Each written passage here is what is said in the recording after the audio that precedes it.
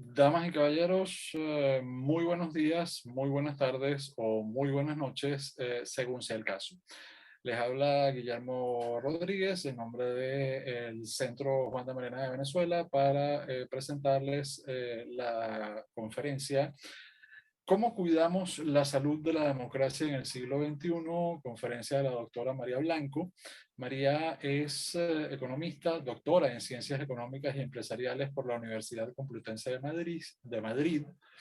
Eh, y su director de tesis fue el catedrático Carlos Rodríguez Brown. Es profesora de Historia del Pensamiento Económico, así como de Teoría e Historia Económica en la Universidad CEU San Pablo de Madrid.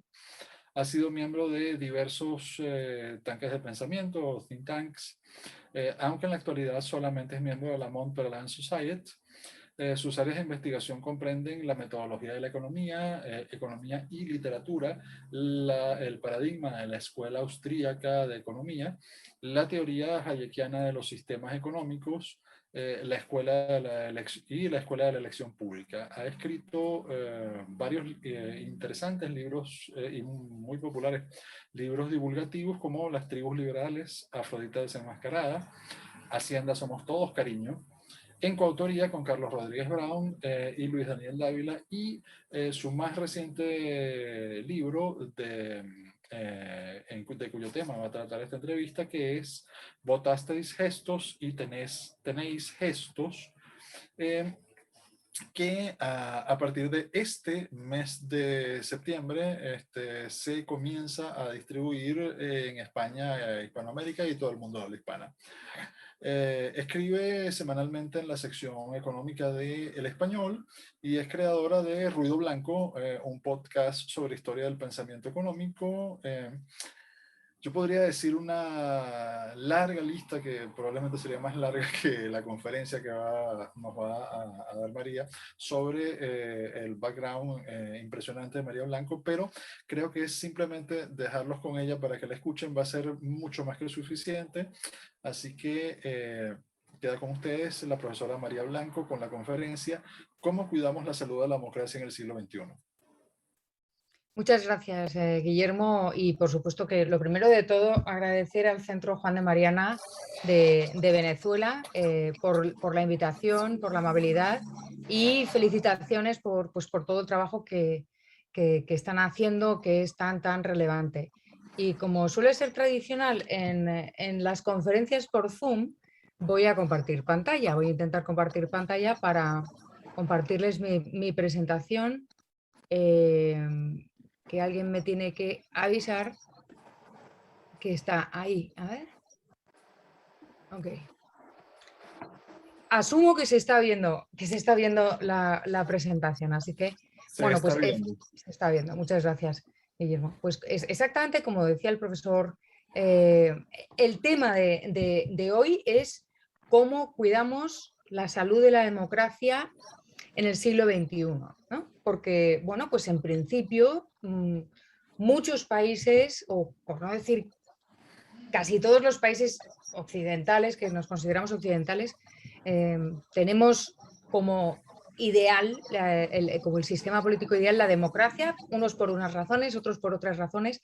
Y bueno, pues yo me he ido planteando una serie de cuestiones que me gustaría compartir con todos ustedes. Por ejemplo, ¿la democracia está en peligro y está en más peligro que en otras ocasiones históricas o en menos? ¿Está en peligro en más países o en menos países? Todavía, a pesar de ese supuesto peligro, ¿podemos decir que es la forma política más estable?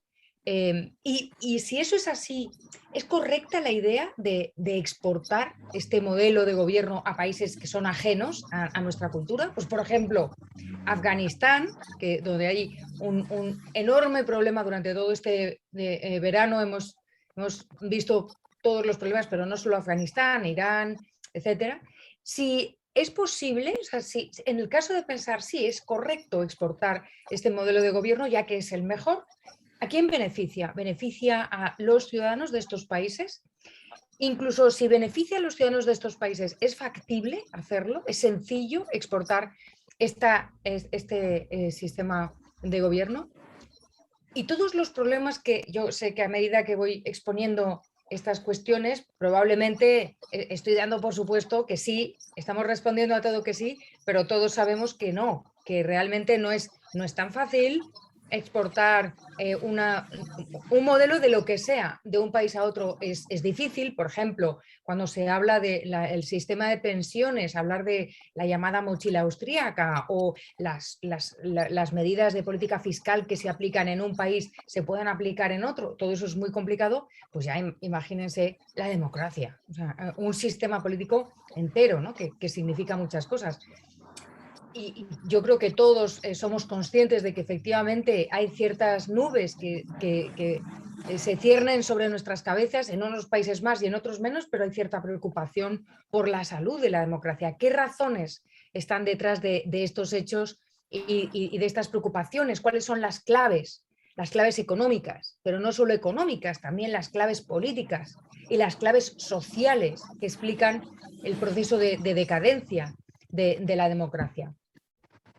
Y en la solución, o si hay una posible solución, ¿qué rol desempeña el individuo? ¿El individuo es responsable de alguna manera de estos problemas, de que la democracia esté en peligro? ¿Y es responsable de alguna manera o pinta algo ahí, tiene algo que hacer para sacar la democracia de esa situación?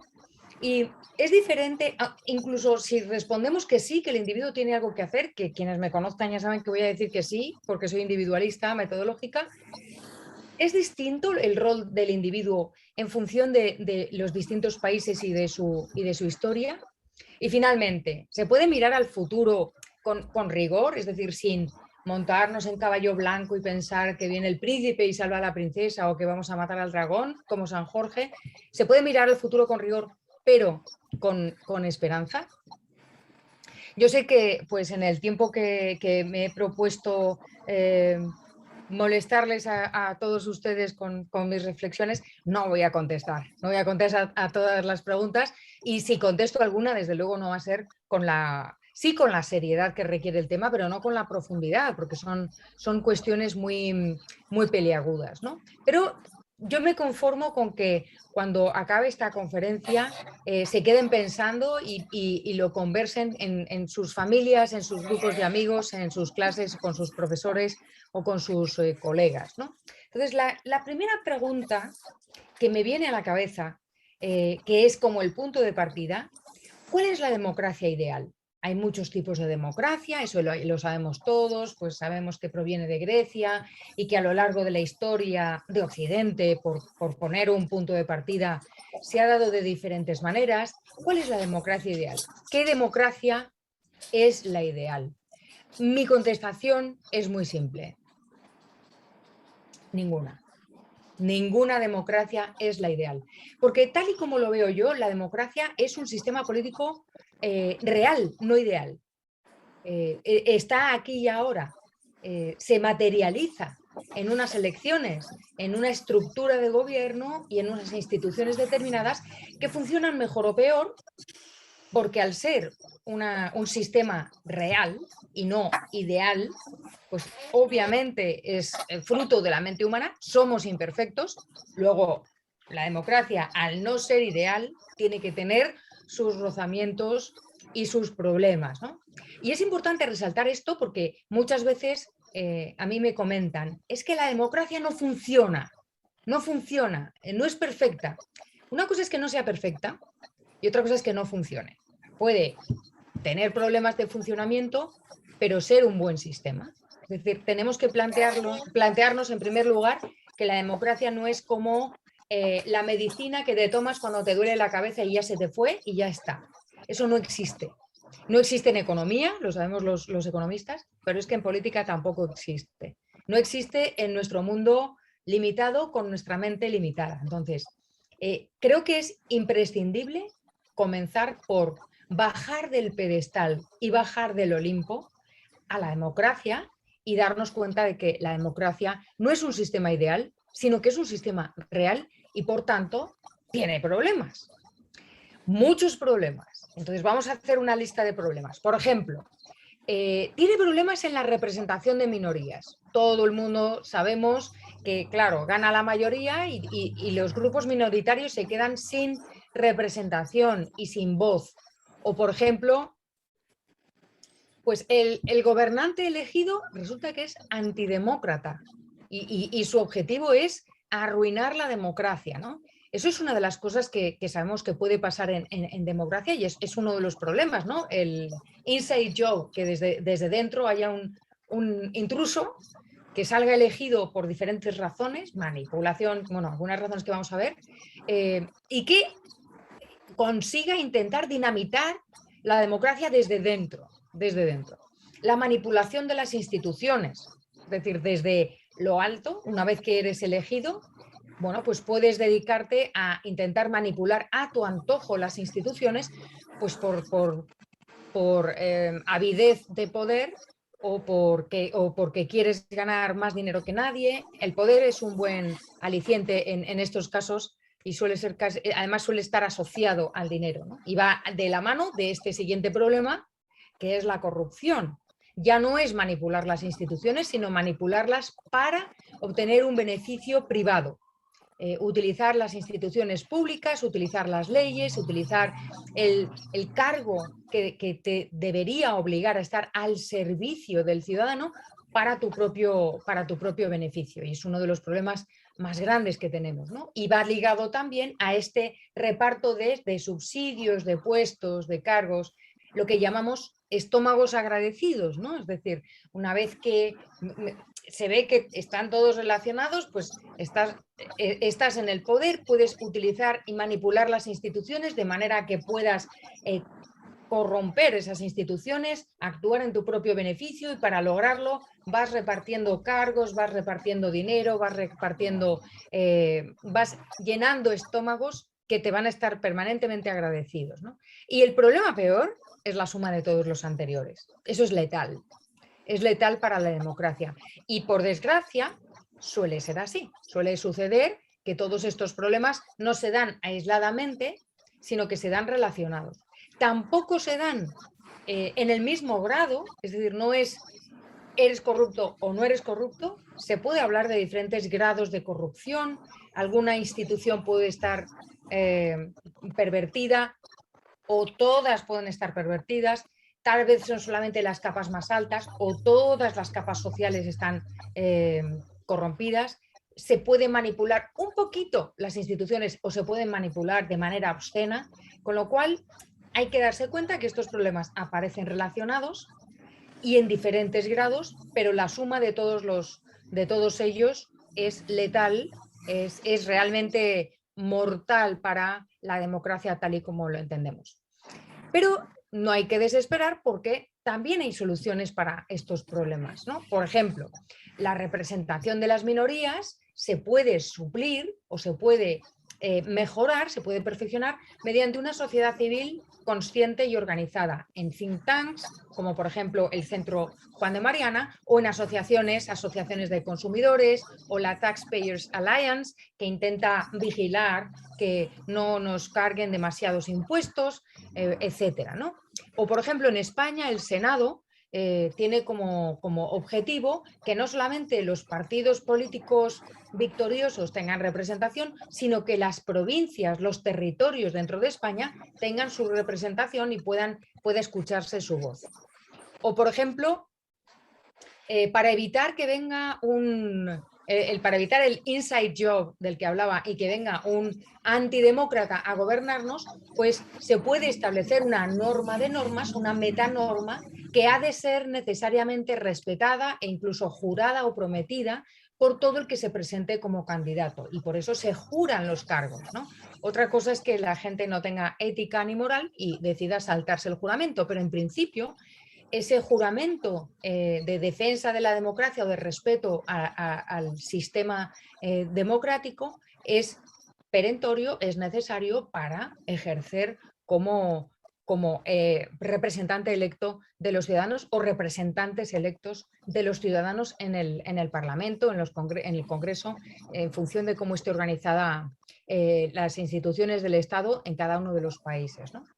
O también otra solución para la corrupción y los cargos, etcétera, es crear instituciones independientes que se dediquen a vigilar la salud de las instituciones democráticas, que se dediquen a vigilar la justicia. En España, por ejemplo, tenemos el Consejo General del Poder Judicial que vigila que los jueces no estén al servicio del poder, sino que actúen siguiendo la letra de la ley, el espíritu de la ley, etcétera. O que vigilen los presupuestos, que vigilen que se cumpla la Constitución tal y como está establecida la Constitución, de nuevo, según la letra y el espíritu, etcétera. ¿Qué pasa con la capacidad de los individuos que han sido elegidos para manipular la justicia o para utilizar las instituciones a su antojo y que haya corrupción? Bueno, pues el que se corrompe debe caer el peso de la justicia sobre él sin que haya ninguna excepción. Esta es la regla, en realidad es the rule of law, ¿no? Que en castellano es el imperio de la ley, pero que a mí me gusta más utilizar el refrán castellano de el que la hace la paga, pero sin excepción. Ahí no hay aforamientos, no hay realezas, no hay que los miembros del gobierno no pueden. Todo el mundo debería estar sometido a la ley por igual. Todos debíamos ser iguales ante la ley y eso quiere decir que el que la hace la paga y el que se corrompe, sea la instancia que sea, debe sufrir las consecuencias, ¿no? Toda transgresión de la ley debe tener sus consecuencias. Y luego debe haber, para evitar esos estómagos agradecidos, debe haber un compromiso de asegurar la eficiencia de que cada peso, cada euro, cada dólar gastado se gasta de manera eficiente. Tiene que haber una vigilancia, nosotros tenemos el Tribunal de Cuentas y tiene que haber una responsabilidad ciudadana. Y ahora yo creo que queda bastante claro que se puede dar al 100% el funcionamiento de estas soluciones pueden aplicarse al 100% o al 1%. Pues, por ejemplo, actualmente yo comentaba que en España existe el Consejo General del Poder Judicial que vigila que la justicia se aplique como debe ser. Bueno, pues está completamente politizado, es decir, de los 12 jueces, 9 lo eligen los diferentes partidos políticos y solamente 3 o 4 lo eligen me parece que lo estoy haciendo que no suman 12, pero 8 y 4. 4 son elegidos por el resto de los jueces. A mí eso no me parece un ejemplo de independencia de la institución, que debe ser independiente y que debe vigilar y debe asegurar pues que la justicia funciona adecuadamente, ¿no? También podríamos hablar del Tribunal de Cuentas, que el Tribunal de Cuentas tiene como misión asegurarse de que los presupuestos y que las instituciones públicas, como las empresas públicas o como las universidades públicas, etcétera, tienen un presupuesto ajustado y no están utilizando de mala forma los euros de los ciudadanos, en su caso serían los pesos de los ciudadanos. Y luego hablar de la responsabilidad ciudadana. Llega un momento en que si vemos que el político se corrompe, nosotros también decimos, pues si él no cumple, yo tampoco. Claro, el pueblo siempre paga, pues nosotros también, ¿no? Y hay muchas maneras de forma que se involucra al staff que tienes debajo, a tus subordinados. Tú te corrompes e implicas a todos los demás para que no puedan denunciarte, ¿no? Hay muchas estratagemas que aseguran que esto no se cumple, ¿no? Con lo cual tenemos problemas, tenemos soluciones, pero no cuadran, no hay una certeza de que aquello vaya a funcionar, ¿no? Todo este conjunto de soluciones en realidad es lo que conocemos como Estado de Derecho. El Estado de Derecho surge con la idea de asegurar que la democracia no va a convertirse en una tiranía. No toda democracia es un Estado de Derecho. Hay democracias donde no existe este Estado de Derecho y también es verdad que la aplicación de este Estado de Derecho, como he dicho antes, pues funciona mejor y es más limpio y más transparente en unos países que en otros países, ¿no? Y es aquí donde yo veo la degradación de la democracia. Estamos dejando de vigilar este Estado de Derecho. Cuando no existe este Estado de Derecho, nos encontramos con esto, que es un tirano genocida, conocido por todos, que ganó unas elecciones, ¿no? Este es el que dinamitó la democracia en Alemania, hizo todo tipo de barbaridades, pero no hay que llegar a este extremo, no hay que llegar al extremo del ejemplo de Hitler o de la Alemania nazi para ver una degradación de la democracia. Pero sí es importante tener en mente estos ejemplos de tiranos que han pervertido una democracia y que esto sucede a lo largo de la historia. Y es importante tenerlo en mente porque cuando se inicia el camino de descenso en la degradación de las democracias y de la degradación del Estado de Derecho, tenemos que tener muy claro que si no hacemos algo, que si no actuamos, que si dejamos que esa bola de nieve vaya cayendo por la ladera, nos vamos a encontrar con este panorama y bueno, pues todos sabemos que hizo falta una guerra mundial para acabar con este individuo, ¿no? Con este señor. Así que para intentar analizar qué podemos hacer, cómo es que hay que proteger, cuidar la salud de la democracia y, por tanto, cómo fortalecemos el músculo que es el Estado de Derecho, creo que hay que plantearse, hay que empezar por la base. Y la base es qué son las instituciones. En realidad las instituciones son la cristalización de un comportamiento eficiente. Y siempre pongo el mismo ejemplo, pero es un ejemplo muy bueno. Si Guillermo está al otro lado del bosque y si yo estoy en un extremo y él está en el otro y yo quiero ir a verle, al principio iré atravesando los árboles, los arbustos y tendré que ir con un machete abriéndome un camino. Al cabo de muchas veces, a lo mejor al cabo de un año, tengo este sendero y lo tengo ya abierto. Y tal vez al cabo de 10 años lo que hay es una carretera directamente. Es decir, el comportamiento eficiente, porque el primer camino seguramente no será el mejor. Me voy a dar cuenta de que a este lado del camino hay un avispero y entonces voy a tener que cambiar mi camino por otro sitio. O voy a ver que por aquí a lo mejor hay arenas movedizas, entonces voy a preferir otro lado. Voy a ver que hay árboles más pequeños que puedo quitar con más facilidad. Entonces voy a ir abriendo un camino eficiente.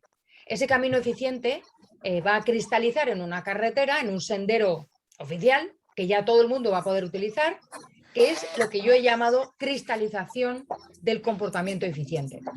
El dinero, el mercado, la justicia son ejemplos que nos han puesto nuestros maestros, pues desde Adam Smith o Hume hasta Hayek, etcétera, o la Escuela de Public Choice. Bueno, pues son instituciones que nos marcan un sendero eficiente, ¿no? La propiedad privada es más eficiente que la no privada, el mercado es más eficiente que la intervención estatal, etcétera, ¿no? Y así pues todas las instituciones. Pero esto quiere decir también que tal vez pasado mañana Guillermo, de camino de vuelta, va a darse cuenta de que este camino no funciona ya bien por cualquier cuestión. Imagínense que se prende fuego el bosque. Pues a lo mejor, ahora que ya no hay árboles, tal vez el mejor camino es otro. O tal vez aparecen animales salvajes que ponen en peligro, o ladrones en este camino que ponen en peligro esta institución. Las instituciones pueden evolucionar y pueden modificarse con el tiempo y siempre sobre la base de la acción humana que busca la eficiencia, busca llegar, proponerse una meta y llegar a través del camino que la propia naturaleza humana, que la propia acción humana establece.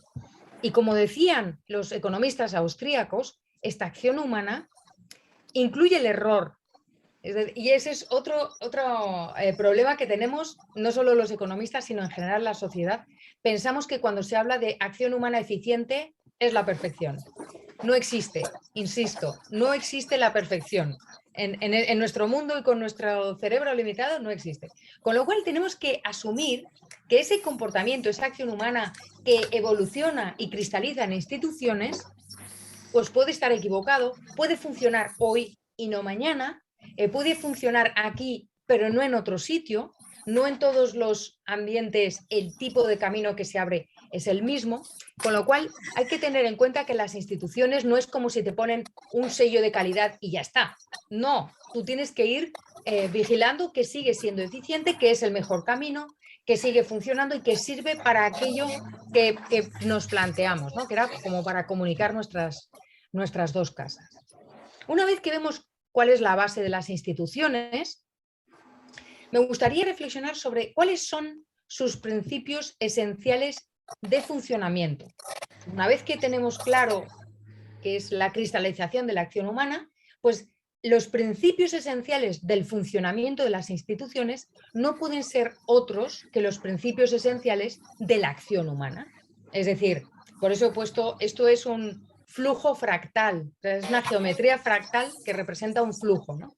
¿Por qué? Pues porque la acción humana es impredecible, como este orden caótico de los sistemas hipercomplejos, es impredecible, es dinámica, y el río no pasa dos veces, no pasa, por el mismo sitio no pasa el mismo río dos veces. Es decir, al ser un flujo de agua, al ser el río un flujo de agua, aunque nos parece que es siempre el mismo agua, no, no es el mismo agua nunca. Lo que estamos viendo ya ha pasado con la corriente, ¿no? Lo mismo sucede con las instituciones. Por ejemplo, la Constitución española, que sigue siendo la misma, no, la interpretación de esa Constitución no es la misma hoy que antes, ¿no? La visión de la democracia, la percepción de la democracia en España no es la misma en el 78 que ahora mismo en el 2021. Entonces, hay que tener en cuenta que para que funcione estas instituciones, tenemos que considerarlas como dinámicas, cambiantes, impredecibles y sometidas a esta especie de orden caótico que no es, siempre lo digo, pero el orden caótico no es como la habitación de un adolescente, que no hay, es terrible, es un trauma entrar en una habitación de un adolescente, sino es como mi mesa del despacho. Parece que, que todo está perdido, pero a mí me preguntas, enséñame el acta de las notas del grupo 301 y yo así lo encuentro. Es un orden caótico, es un orden súper sofisticado que parece un desastre, pero no lo es, ¿no? Es decir, estas líneas de flujo que vemos siguen un algoritmo y siguen unos parámetros determinados, aunque a simple vista digas, bueno, esto es imposible trazarlo porque no es simétrico, no es sencillo, es complejo, etc. Así son nuestras instituciones. Parecen muy simples, pero por su propio funcionamiento y por estar basadas en la acción humana, no son nada sencillas y están en permanente cambio como el río y en permanente evolución. Así que me gustaría resumir y sobre todo asociar al Estado de Derecho esta idea de que estas ideas principales, ¿no? Las instituciones, el Estado de Derecho, que se resumía en esas soluciones que se ofrecían a los problemas de la democracia, bueno, pues ese Estado de Derecho que trata de asegurar que hay unas instituciones independientes que van a vigilar que el gobernante no va a capturar toda la estructura del Estado para su propio beneficio, que va a evitar que haya corrupción, que va a asegurar que la ley cae con todo su peso en todos los ciudadanos por igual, etcétera. Bueno, pues todas esas soluciones que cristalizan en instituciones son como la acción humana, son un proceso dinámico, están en permanente cambio, están sometidas al orden espontáneo. Una de sus características más importantes es la complejidad y algo que no he dicho, pero que está en la base de todo, es la ética y los valores individuales. ¿Por qué?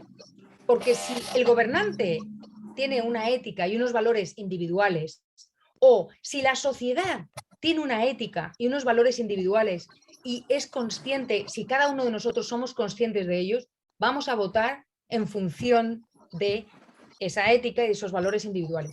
Y vamos a exigir a los gobernantes, exigir que no sean corruptos, vamos a exigir que funcionen las instituciones y no vamos a ceder ni un milímetro en esta decadencia de la democracia, ¿no? Vamos a ver. Perdón, porque esta era la última diapositiva, pero me gustaría hacer una reflexión sobre esta diapositiva. La reflexión es la siguiente.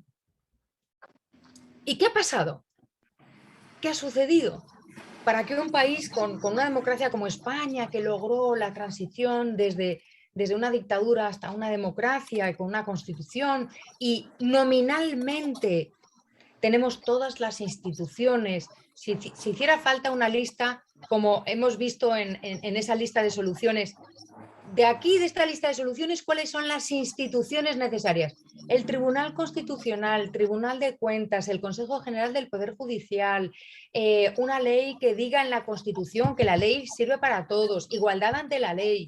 Bueno, ya tenemos, hacemos check, check, check, check, check, check, y nominalmente tenemos todo. Y entonces, bueno, pues entonces se nos ha olvidado que es un proceso dinámico, que están sujetas a error, que su percepción y su funcionamiento va cambiando con el tiempo, que está sometida al orden espontáneo, es decir, que funciona de abajo a arriba, y ahora después haré una reflexión sobre esto porque es determinante del futuro, y que es muy complejo, con lo cual, muy bien, españoles, ya tenéis democracia, ahora tenéis que cuidarla, ahora tenéis que vigilar que el alcalde de tu pueblo no haga nada raro, no coloque a su señora esposa, aunque sea muy buena, en un puesto oficial, porque eso se llama nepotismo y hay que ser extremadamente rigurosos en cuanto a la ética y los valores individuales, ¿no?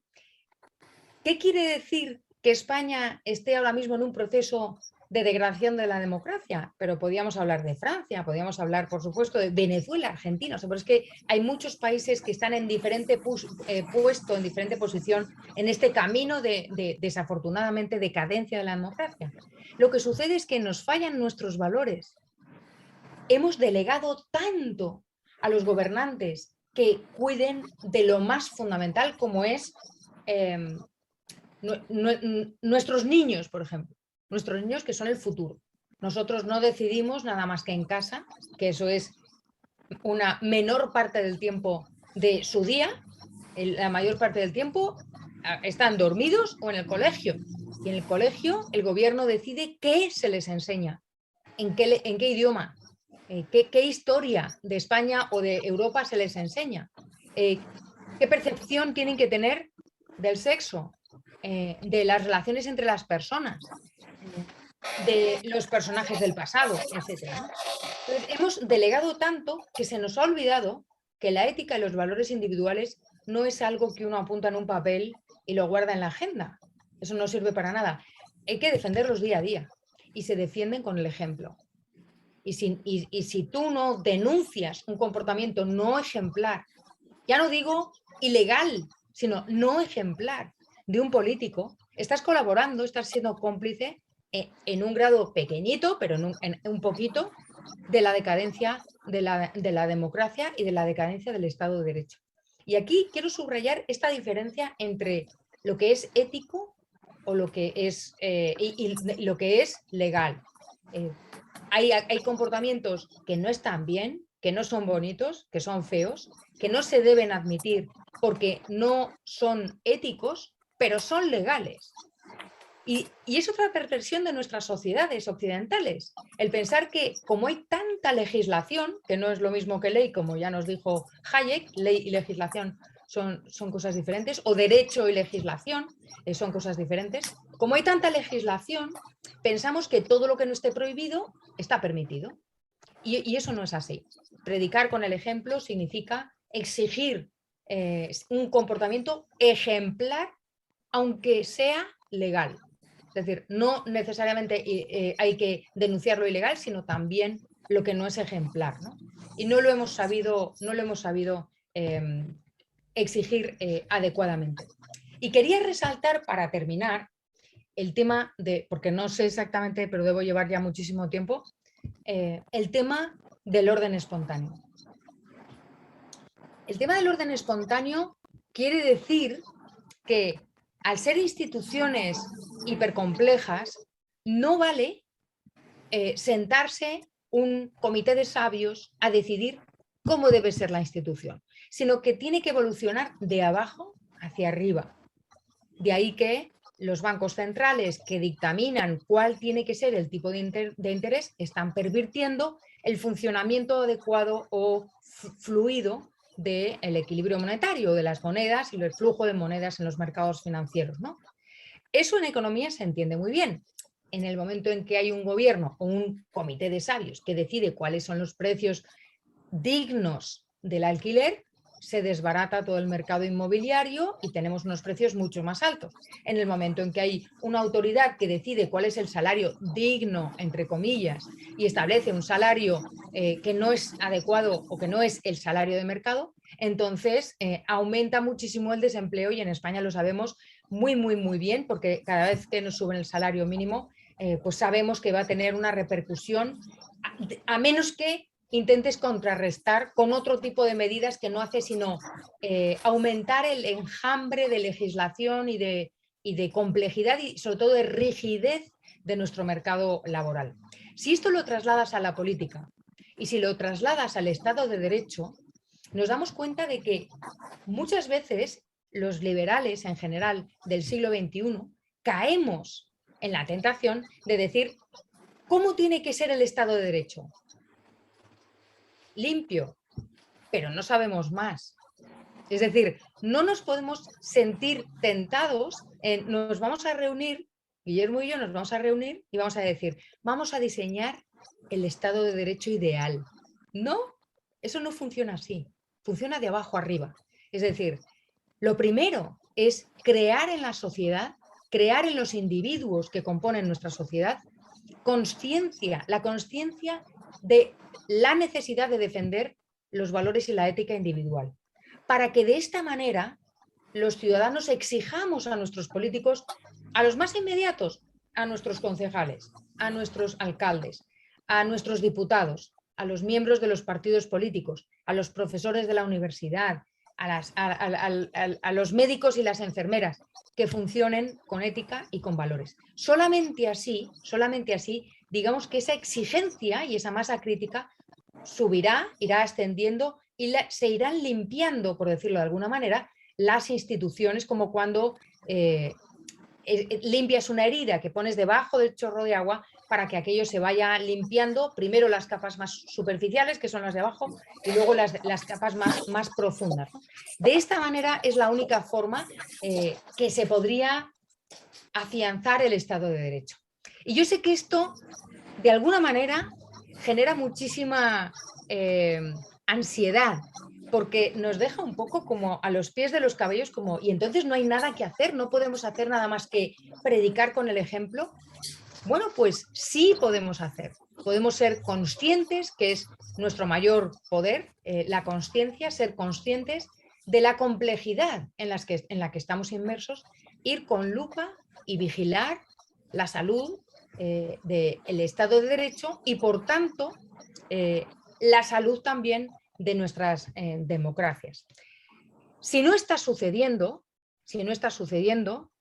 probablemente, y voy a dejar de compartir en estos momentos, si no está sucediendo probablemente es porque nuestras sociedades no es que no quieran ser democráticas, pero tal vez no están valorando lo que significa la democracia. Tal vez hemos dado por sentado que la democracia está ahí como exactamente igual que sale el sol